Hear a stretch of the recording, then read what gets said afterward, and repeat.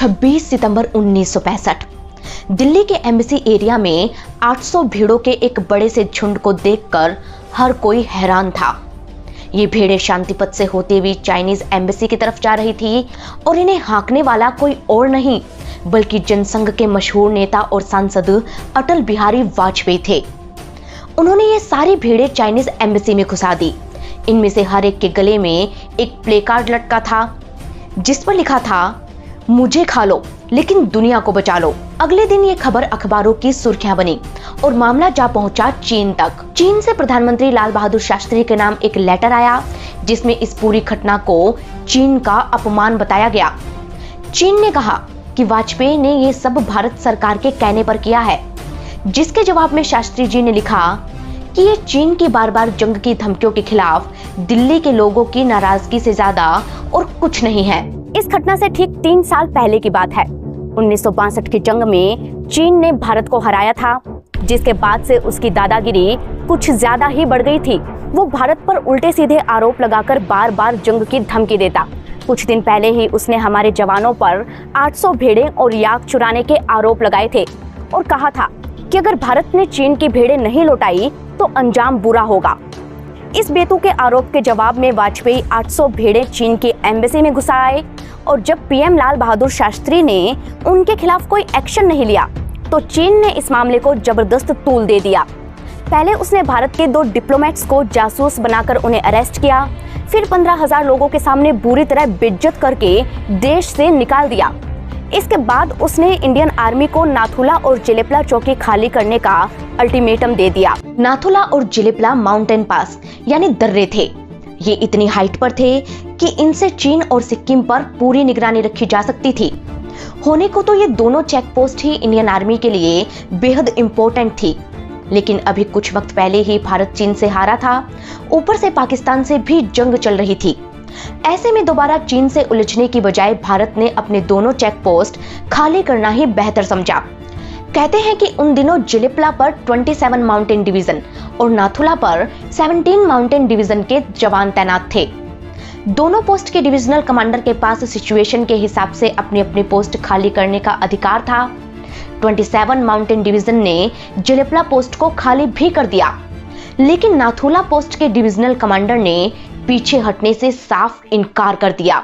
चीन को आंखें दिखाने वाले ये कमांडर थे मेजर जनरल सगत सिंह, वही सगत सिंह जिन्होंने गोवा को आजाद करवाया, वही सगत सिंह जिन पर पुर्तगाल के डिक्टेटर ने 60 लाख रुपए का इनाम रखा था, वही सगत सिंह जिन्होंने बांग्लादेश लिबरेशन वॉर के दौरान रातों रात ढाका पर कब्जा कर लिया, वही सगत सिंह जिन्हें Indian army one of the best general के तौर पर जानती थी। कहते हैं कि लगातार 2 सालों तक चीनी सैनिक उन्हें नाथुला पोस्ट खाली करने के लिए उकसाते रहे, लेकिन सगत सिंह और उनके सिपाही टस से मस नहीं हुए। ऊपर से उन्होंने नाथुला में फेंसिंग शुरू कर दी, जो चीन को बिल्कुल पसंद नहीं आया। इसके बाद दोनों सेनाओं में हाथापाई हुई और चीन के सैनिकों ने फायरिंग करके भारत के 88 जवानों की जान ले ली। चीन की इस हरकत ने इंडियन आर्मी को गुस्से से भर दिया और इसके बाद जो हुआ वो चीन के लिए किसी बुरे सपने से कम नहीं था।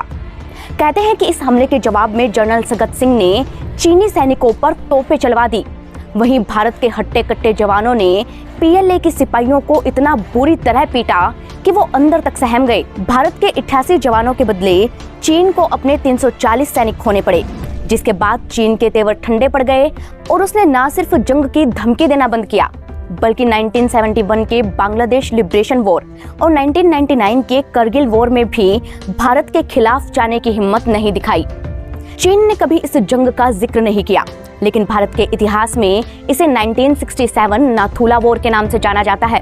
हालांकि सवाल आता है क्यों चीन के लिए नाथुला इतना जरूरी था? क्यों वो बार बार भारत को इसे खाली करने के लिए धमका रहा था? क्या होता अगर नाथुला भारत के हाथ से निकल जाता? और कैसे 4 दिन चली इस लड़ाई ने चीन को 50 सालों के लिए शांत कर दिया? इन सभी सवालों का जवाब छिपा है इतिहास की गहराइयों में, जिन्हें जानने के लिए हमें शुरू से शुरू करना होगा। ये बात है साल 1965 की। प्रधानमंत्री लाल बहादुर शास्त्री को कमजोर समझकर पाकिस्तान ने भारत पर हमला कर दिया। लेकिन उसे इस बात की उम्मीद नहीं थी कि बदले में भारत के टैंक लाहौर तक जा पहुंचेंगे। कश्मीर को जीतने निकले पाकिस्तान के लिए जब लाहौर को बचाना मुश्किल हो गया, तब वहां के राष्ट्रपति अयूब खान को चीन से मदद मांगनी पड़ी। वो सीक्रेटली बीजिंग गए और चीन से रिक्वेस्ट की कि वो भारत के साथ बॉर्डर पर क्लैश करे, ताकि इंडियन आर्मी दोनों तरफ उलझ जाए और पाकिस्तान पर प्रेशर कम हो जाए। चीन ने पाकिस्तान की मदद के लिए सिक्किम बॉर्डर पर टेंशन क्रिएट करने शुरू भी कर दी और कुछ दिन बाद ही भारत को सिक्किम के बॉर्डर वाली नाथुला और जेलेप्ला चेक पोस्ट को खाली करने का अल्टीमेटम दे दिया।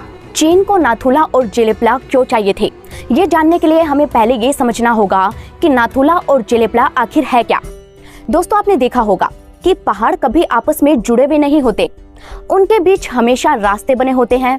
जब ये रास्ता चौड़ा हो तो उससे वैली बनती है, जो इतनी ब्रॉड होती है कि इसमें शहर के शहर बस सकते हैं। पाकिस्तान की स्वात वैली, केरल की शांति वैली, धौलाधर और पीर पंजाल के पहाड़ों के बीच बसी कुल्लू वैली इसके परफेक्ट एग्जाम्पल हैं। लेकिन यही रास्ता अगर कम चौड़ा हो तो बनता है दर्रा। चाइनीज लैंग्वेज में दर्रा को ला कहते हैं, जैसे नाथुला, जोजिला, बोमडिला और डोकला। वहीं इंग्लिश में इन्हें कहते हैं माउंटेन पास। इतिहास बताता है कि नाथुला वो माउंटेन पास था जो सिक्किम को तिब्बत की राजधानी लासा से जोड़ता था। सदियों पहले लासा एक बहुत बड़ा ट्रेड हब हुआ करता था। बंगाल और भारत के दूसरे स्टेट से कई ट्रेडर्स यहाँ माल बेचने जाया करते थे। इसके लिए वो हिमालय पर बने इन्हीं माउंटेन पास से गुजरते थे। वैसे तो लासा तक जाने के लिए चोला, जेलेप्ला, डोकला जैसे कई रास्ते थे, लेकिन इनमें सबसे आसान रास्ता नाथुला का था। इसीलिए ज्यादातर ट्रेडर्स नाथुला से होकर जाते और यही कारण था कि नाथुला सिल्क रूट का पार्ट बन गया। लंबे वक्त तक नाथुला के जरिए भारत और तिब्बत में ट्रेड होता रहा, लेकिन फिर वक्त ने करवट ली। 1947 में भारत आजाद हो गया और अब तिब्बत और भारत के बीच नए डिप्लोमेटिक रिलेशन बन गए। लेकिन उस वक्त सिक्किम भारत का हिस्सा नहीं था। सिक्किम एक अलग देश था जहां के राजा भारत को अपना दोस्त मानते थे। इसी वजह से आजादी के बाद भी भारत और तिब्बत में नाथुला के रास्ते ट्रेड होता रहा। जब मई 1950 में चाइना की पीपल्स लिबरेशन आर्मी ने अचानक तिब्बत पर अटैक कर दिया। उसने तिब्बत को चाइना का हिस्सा करार दिया और तिब्बत को चीन में मिला लिया। इस तरह से एक ही झटके में चीन सिक्किम का पड़ोसी बनकर उसके दरवाजे पर आ खड़ा हुआ। भारत को डर था कि चीन का अगला टारगेट सिक्किम ना बन जाए, इसलिए उसी साल इंडिया और सिक्किम ने एक ट्रीटी पर सिग्नेचर किए, जिसमें साफ लिखा था कि सिक्किम की सुरक्षा की जिम्मेदारी भारत सरकार की होगी। इसके बाद सिक्किम के बॉर्डर्स पर भारत के सैनिक तैनात कर दिए गए। इंडियन आर्मी ने नाथुला, जेलेप्ला और चीन से बॉर्डर शेयर करने वाले पहाड़ों पर अपनी चेक पोस्ट बना ली। हालांकि ये ऑब्जर्वेशन पोस्ट थी, जिन पर ज्यादा गोला बारूद नहीं था। इन्हें बस दुश्मन की हरकतों पर निगरानी रखने के लिए बनाया गया था। कहते हैं कि ये दोनों पोस्ट इतनी हाइट पर थीं कि इनसे साफ साफ दिखता था कि चीन और सिक्किम में क्या हो रहा है। इसलिए चीन नाथुला को हड़पना चाहता था और इसके लिए वो सही मौके का इंतजार कर रहा था। हालांकि ये मौका उसे मिल पाता, उससे पहले ही चीन में सियासी उथल पुथल शुरू हो गई। दरअसल उन दिनों चीन की जनता अपने डिक्टेटर माओ जेडोंग से परेशान थी। कहते हैं कि माओ ने चीन में फैमिली सिस्टम को ही खत्म कर दिया था, जिससे गुस्साए चीन के लोगों ने कल्चरल रिवॉल्यूशन शुरू कर दिया। जब माओ को लगा कि उनकी कुर्सी खतरे में है, तब उन्होंने हाइड्रोजन बॉम्ब टेस्ट किया और जनता को अपने फेवर में करने के लिए भारत से जंग छेड़ दी। इसी के साथ 1962 इंडो चाइना वॉर शुरू हो गया और इस जंग में भारत को हार का सामना करना पड़ा। ये चीन के साथ आजाद भारत की पहली जंग थी और इसमें मिली हार ने भारत सरकार, आर्मी और हर एक भारतीय के मन पर एक साइकोलॉजिकल इफेक्ट डाला। चीन को लेकर हर किसी के मन में एक डर सा बैठ गया था और इसका असर ही कहें कि 3 साल बाद जब उसने नाथुला और जेलेप्ला को खाली करने के लिए कहा, तब 27 माउंटेन डिवीजन बिना रजिस्ट किए ही पीछे हट गई। इसके बाद चीन की पीएलए ने बड़ी आसानी से जेलेप्ला पर कब्जा कर लिया और आज भी जेलेप्ला उन्हीं के पास है। चीनियों को लगा कि भारत नाथुला को भी इसी तरह खाली कर देगा, लेकिन वो नहीं जानते थे कि नाथुला के डिविजनल कमांडर कोई और नहीं बल्कि इंडियन आर्मी के बेस्ट कमांडर में से एक जनरल सगत सिंह थे। जनरल सगत सिंह की कहानी जानने के लिए हमें चलना होगा थार रेगिस्तान के गेटवे कहे जाने वाली चूरू सिटी की तरफ। जहां 1918 में एक छोटे से गांव कुसुम देसर में सगत सिंह पैदा हुए। ये इतिहास का वो दौर था जब भारत अंग्रेजों का गुलाम था और चूरू बीकानेर रियासत के अंडर आता था। बीकानेर के महाराजा थे गंगा सिंह, जिनके पास अपनी प्राइवेट आर्मी गंगा रिसाला थी। उनके ब्रिटिशर्स के साथ अच्छे रिलेशन थे और वो गंगा रिसाला को उनकी मदद के लिए यानी कि ब्रिटिशर्स की मदद के लिए भेजा करते थे। कहते हैं कि सगत सिंह 20 साल के थे जब उन्हें बीकानेर की फौज में नौकरी करने का चांस मिला। कुछ सालों बाद वो गंगा रिसाला के साथ ईरान चले गए और 1941 में उनकी पोस्टिंग सिंध में हो गई। 1945 में उन्हें प्रमोट करके ब्रिगेड मेजर बनाया गया। लेकिन 2 साल बाद ही भारत को आजादी मिल गई और राज्य रजवाड़े खत्म हो गए। बीकानेर भारत में मिल गया और सगत सिंह इंडियन आर्मी में शामिल हो गए। उनकी बहादुरी को देख 1950 में उन्हें गोरखा रेजिमेंट में कमीशन किया गया और 1960 तक वो 50वीं पैराशूट ब्रिगेड के कमांडर बन गए। कहते हैं कि तब ये भारतीय सेना की इकलौती पैराशूट ब्रिगेड हुआ करती थी। सगत सिंह के कमांडर बनने का किस्सा भी बड़ा दिलचस्प था। दरअसल पैराशूट ब्रिगेड का कमांडर सिर्फ उसी को बनाया जाता है जो खुद भी एक पैराट्रूपर हो, यानी कि जिसे पैराशूट से जंप करना आए।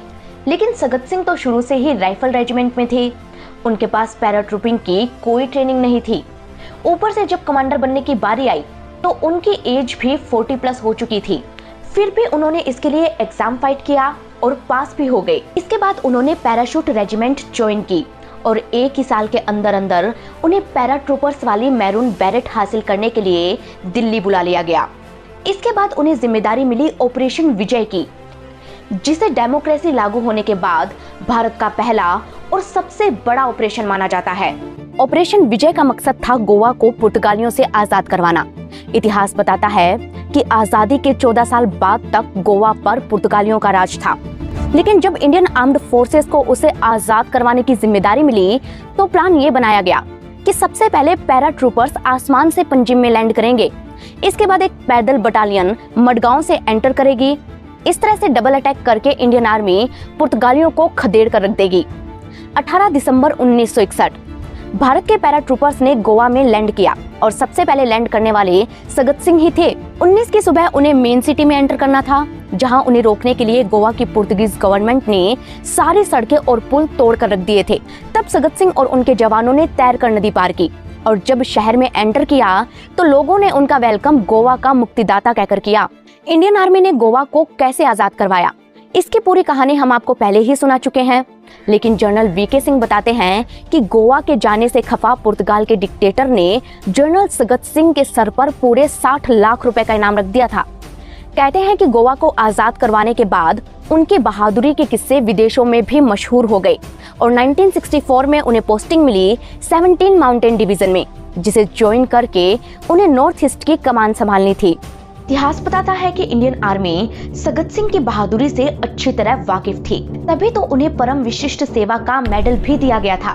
नाथुला को न छोड़ने का फैसला पूरी तरह उनका था, जिसमें उनका साथ दिया उनके साथी जवानों ने। अपनी किताब leadership in the Indian army में मेजर जनरल वीके सिंह बताते हैं कि उस वक्त इंडिया की मेन सिक्योरिटी लाइन छांगू पर थी। कोर हेडक्वार्टर के चीफ जनरल बेवूर ने जनरल सगत सिंह को पोस्ट खाली करने का ऑर्डर दिया, लेकिन जनरल सगत सिंह ने कहा कि इसे खाली करना बहुत बड़ी बेवकूफी होगी। नाथुला ऊंचाई पर है और वहां से चीनी इलाके में जो कुछ हो रहा है उस पर नजर रखी जा सकती है।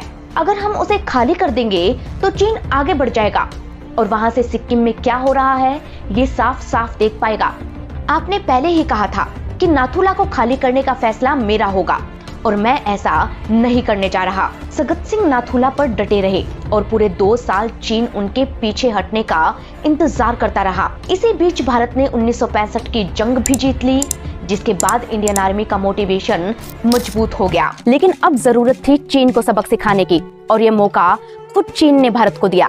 वो कैसे, ये जानने के लिए आपको एक और कहानी सुननी होगी। हुआ यूं कि 4 जून 1967 को बीजिंग में इंडिया के डिप्लोमेट कृष्णन रघुनाथ अपने कलीग पी विजय के साथ वेस्टर्न हिल्स की तरफ जा रहे थे। रास्ते में उन्हें चीन का फेमस स्लीपिंग बुद्धा टेम्पल दिखा।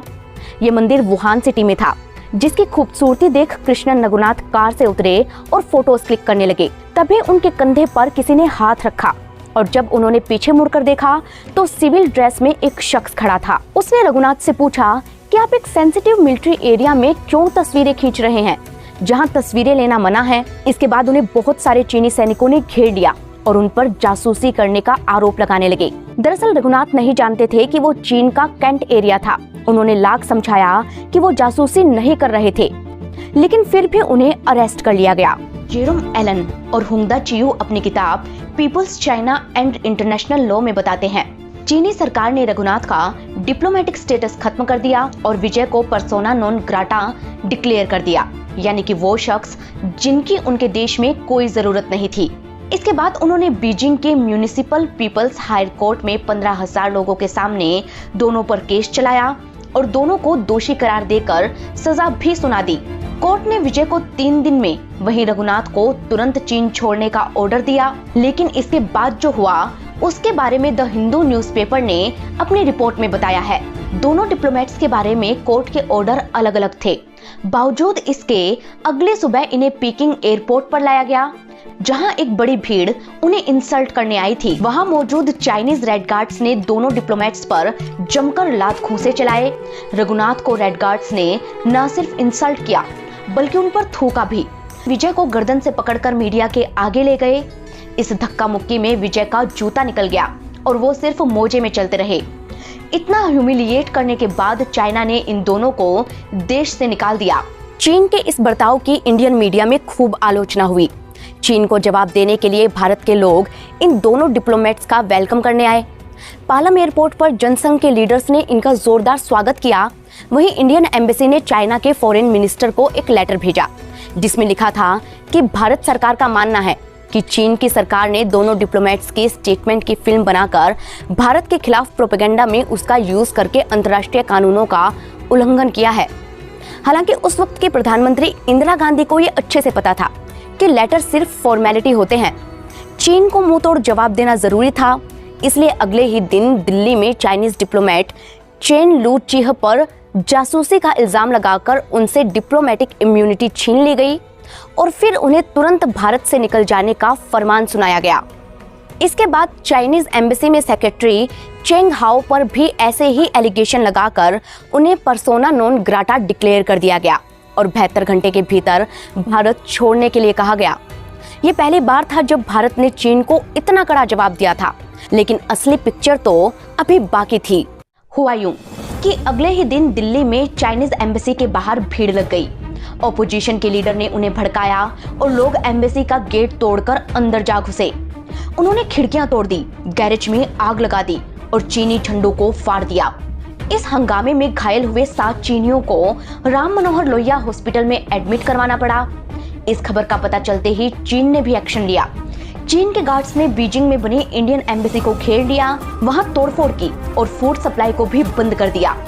इससे एम्बेसी में बंद 63 लोगों के भूखों मरने की नौबत आ गई, जिसके जवाब में भारत ने चीन के मिशन चीफ को धमकी दी कि अगर उसने 24 घंटे में इंडियन एम्बेसी से अपने गार्ड्स नहीं हटाए तो हम भी उनके साथ ऐसा ही बर्ताव करेंगे। फिर भारत ने चाइनीज एम्बेसी के बाहर आर्म्ड सोल्जर्स भेजकर चीन को ये दिखा दिया कि वो मजाक नहीं कर रहा है।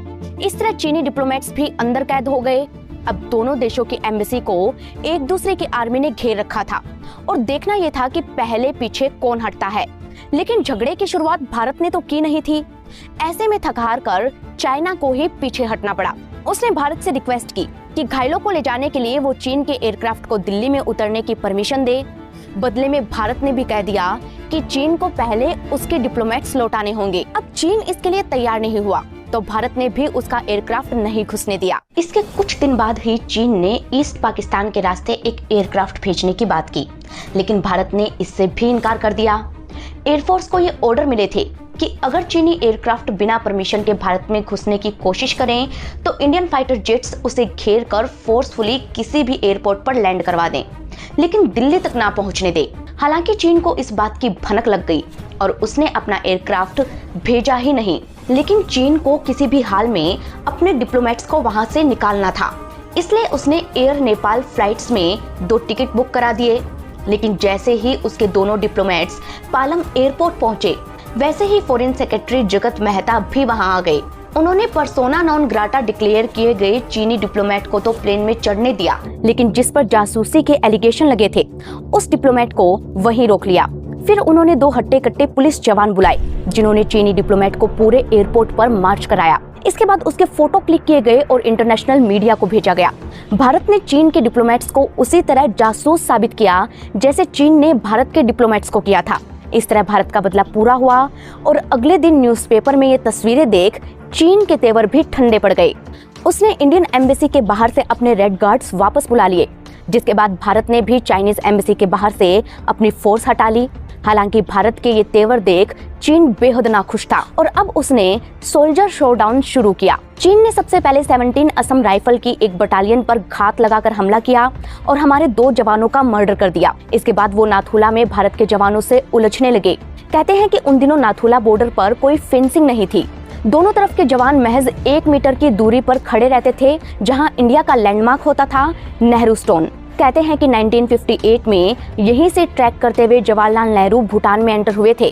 खैर, फेंसिंग ना होने के कारण चीन रोजाना थोड़ा थोड़ा आगे बढ़ता जा रहा था और इस वजह से दोनों सेनाओं के बीच में हर दिन तू मैं होती थी। वक्त के साथ साथ ये कहासुनी धक्का मुक्की में बदल गई और 6 सितंबर को हुई इसी तरह की एक टसल की चपेट में आ गया चीनी कमिसार। पीएलए के सैनिकों को इंग्लिश नहीं आती थी, इसलिए उनकी पोस्ट पर एक कमिसार अपॉइंट होता था जो अपनी टूटी फूटी इंग्लिश में भारत के जवानों से बातें करता था। उसके हेड पर लाल रंग का कपड़ा लगा रहता था जिससे उसकी पहचान होती थी। कहते हैं कि एक दिन दोनों तरफ के सैनिकों की धक्का मुक्की में कमिसार को धक्का लग गया और वो नीचे गिर गया।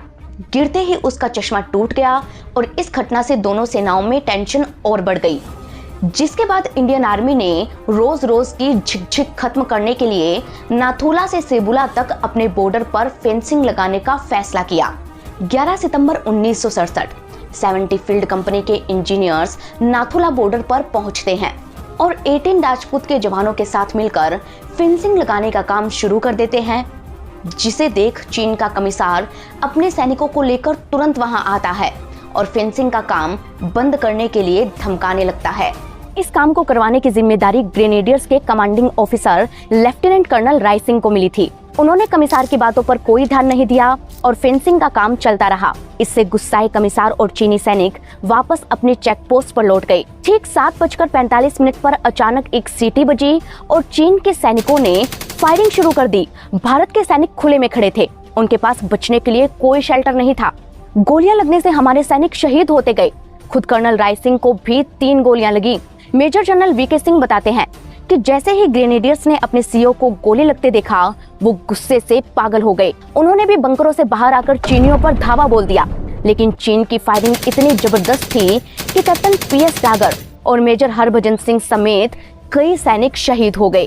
कहते हैं कि चीन की मशीन गन इस कदर गोलियां बरसा रही थी कि इंडियन आर्मी को अपने घायल जवानों तक को उठाने का मौका नहीं मिला। भगत सिंह पर लिखी किताब से पता चलता है कि उन्होंने कर्नल राय सिंह को पहले ही सलाह दी थी कि वो बंकर में बैठकर फेंसिंग का काम मॉनिटर करे, क्योंकि उन्हें लग रहा था कि चीन कोई न कोई उल्टी सीधी हरकत जरूर करेगा। उनका अंदाजा सही निकला और जब उन्हें चीन की फायरिंग का पता चला तो वो गुस्से में आग बबूला हो गए। चीन को सबक सिखाने के लिए उन्होंने तोपों के फायर खुलवा दिए और पीएलए पर गोले बरसाने का ऑर्डर दे दिया। उस वक्त इस तरह का ऑर्डर सिर्फ भारत के प्रधानमंत्री ही दे सकते थे। खुद आर्मी चीफ के पास भी ये राइट्स नहीं थे कि वो तोप चलाने का ऑर्डर दे दें। लेकिन अपने सैनिकों को मरता देख सगत सिंह ने नीचे की पोस्ट से मीडियम रेंज की तोपें मंगवाई और चीन की पोस्ट पर गोले बरसाने लगे। उन्होंने नीचे से मीडियम रेंज की तोपें मंगवाई, जिन्हें नाथुला और बाकी ऊंचाई वाली जगहों पर तैनात किया गया। यहाँ से चीन के बंकर साफ नजर आ रहे थे, जिनसे भारत की तोपों ने बिल्कुल सटीक निशाने लगाने शुरू कर दिए। गोले बरसते देख चीनी हक्के बक्के रह गए। बदले में उन्होंने भी फायर किया, लेकिन उनकी पोस्ट नीचे होने के कारण उन्हें भारत के जवानों की पोजीशन ही नजर नहीं आ रही थी। अंधाधुंध फायरिंग के बावजूद चीनियों का निशाना चूकता जा रहा था। इधर भारत के सैनिक सटीक निशाने लगाकर चीनियों के बंकर को तबाह कर रहे थे। इस तरह दोनों तरफ से फायरिंग के कारण 11 सितंबर को नाथुला में वॉर शुरू हो गया, जिसमें भारत हर मोर्चे पर भारी पड़ रहा था। पहले भारत की तोपों ने चीनियों के बंकर तहस नहस किए और दूसरा बदला लिया हमारे जवानों ने। कहते हैं कि भारत के जवान अपने साथियों की मौत के कारण गुस्से से भरे बैठे थे। मौका पाकर उन्होंने पीएलए के सिपाहियों को उन्हीं के बॉर्डर में घुसकर मारा। इस तरह 4 दिन तक नाथुला पर लड़ाई चलती रही और भारत के 88 जवानों के बदले चीन को 340 सैनिक खोने पड़े। इसके बाद चीन के तेवर ठंडे पड़ गए और वो बातचीत की टेबल पर आया। 14 सितंबर को सीज फायर का ऐलान हुआ। अगले दिन दोनों तरफ से एक दूसरे के जवानों के शव लौटा दिए गए। भारत के जितने भी जवान शहीद हुए थे, सबके शव चीनी इलाके में मिले थे। खुद चीन के ऑफिसर्स ने आर्मी जनरल सैम मानेकशॉ से ये शिकायत की कि भारत के जवानों ने उन्हें उन्हीं के बॉर्डर में घुसकर मारा है। कहते हैं कि जनरल सगत सिंह ने बिना नतीजे की परवाह किए ही अपने जवानों को बदला लेने की परमिशन दे दी थी, जिसके बाद वो काल बनकर चीनियों पर टूट पड़े। इस मोटिवेशन का असर ही कहें कि 1 अक्टूबर को जब चीनियों ने चोला पर अटैक किया तो हमारे जवानों ने यहाँ भी उन्हें खूब मारा और चीनियों को उन्हीं के बॉर्डर के 3 किलोमीटर अंदर तक खदेड़ कर रख दिया। इस तरह लगातार पिटने के बाद चीनी शांत हो गए और दोबारा नाथुला पर टेंशन क्रिएट करने की कोशिश नहीं की। इस हार से शर्मसार चीन ने ना कभी इस वॉर का जिक्र किया और ना ही इसे इंटरनेशनल फोरम में उठाया। वहीं भारत सरकार ने मामला ठंडा करने के लिए जनरल सगत सिंह का ट्रांसफर कर दिया। हालांकि सब जानते थे कि सगत सिंह और उनके जवान अगर नाथुला छोड़ देते तो चीन इसे कैप्चर कर लेता और अगर चीन नाथुला में घुस जाता तो क्या होता। तो चाइना सबसे पहले सिक्किम को जबरदस्ती चीन में मिलाता और फिर हमला करता सिलीगुड़ी कॉरिडोर पर। सिलीगुड़ी वेस्ट बंगाल का एक शहर है जो भारत को उसके नॉर्थ ईस्ट राज्यों से जोड़ता है।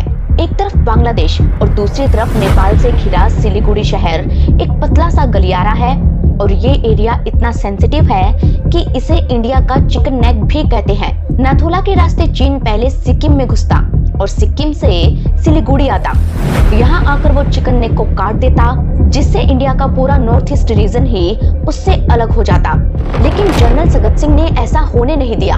ऊपर से अपने जवानों को हमला करने की खुली छूट देकर उनके अंदर से चीन का डर भी खत्म कर दिया। उनकी काबिलियत से इम्प्रेस होकर 1971 की बांग्लादेश लिबरेशन वॉर में army chief general Sam Manekshaw ने उन्हें ढाका जीतने की जिम्मेदारी दी थी। कहते हैं कि उन्होंने अपने बटालियन के साथ रातों रात ढाका पर हमला कर दिया और वहां पर कब्जा भी कर लिया। सगत सिंह और उनके जवानों ने चीनियों की जो धुलाई की थी उसी का असर कहें कि 1971 की जंग में चीन पाकिस्तान की मदद के लिए बिल्कुल नहीं आया और भारत ने बहुत ही आसानी से पाकिस्तान के 2 फाड़ करके रख दिए। 1975 में जब सिक्किम भारत में मिला तब भी चीन चुप रहा। वही साल 2001 में सगत सिंह भी अपनी सर्विस से रिटायर हो गए। भारत सरकार ने उन्हें पद्म भूषण से सम्मानित किया और उनके बहादुरी के किस्से आज भी अलग अलग किताबों में दर्ज हैं। दोस्तों, इतिहास के इन्हीं पन्नों पर ये भी लिखा है that peace is achieved when you have parity, यानी शांति भी तभी हासिल की जा सकती है जब दोनों देशों में बराबरी हो। सालों तक चीन शांत बैठा रहा क्योंकि उसे भारत की ताकत का अंदाजा हो गया था। वैसे नाथुला बॉर्डर पर चीन के शांत बैठने का एक कारण बाबा हरभजन सिंह को भी माना जाता है। वो भारतीय सेना के सिपाही थे जो 1968 में शहीद हो गए थे। कहते हैं कि बाबा आज भी इस बॉर्डर पर पहरा देते हैं और इस बात को चाइना की PLA भी मानती है। तभी तो जब भारत और चीन में ऑफिसर्स लेवल की मीटिंग होती है तो बाबा हरभजन सिंह के लिए एक कुर्सी खाली रखी जाती है। दोस्तों, इसे भारत की खुशनसीबी ही कहें कि यहाँ के सिपाही जीते जी ही नहीं बल्कि मरने के बाद भी देश की रक्षा करते हैं। शहीद बाबा हरभजन सिंह की कहानी भी हम आपके लिए लेकर आएंगे, लेकिन इसके लिए आपको हमें कमेंट करके बताना होगा। दोस्तों, नाथुला वॉर हो, हिस्ट्री हो हवेलियों की, करगिल की जंग की कहानी हो या त्रिपुरा का हो इतिहास, ये सारी कहानियां हमने हमारे सब्सक्राइबर्स के कहने पर ही बनाई हैं। आपके सजेशन हमारे लिए काफी मायने रखते हैं, इसलिए अगली रिपोर्ट आप कौन सी देखना चाहते हैं अपनी डिटेल्स के साथ हमें कमेंट करके जरूर बताइए। हम मिलेंगे आपको नई कहानी के साथ। तब तक के लिए जय हिंद, जय भारत।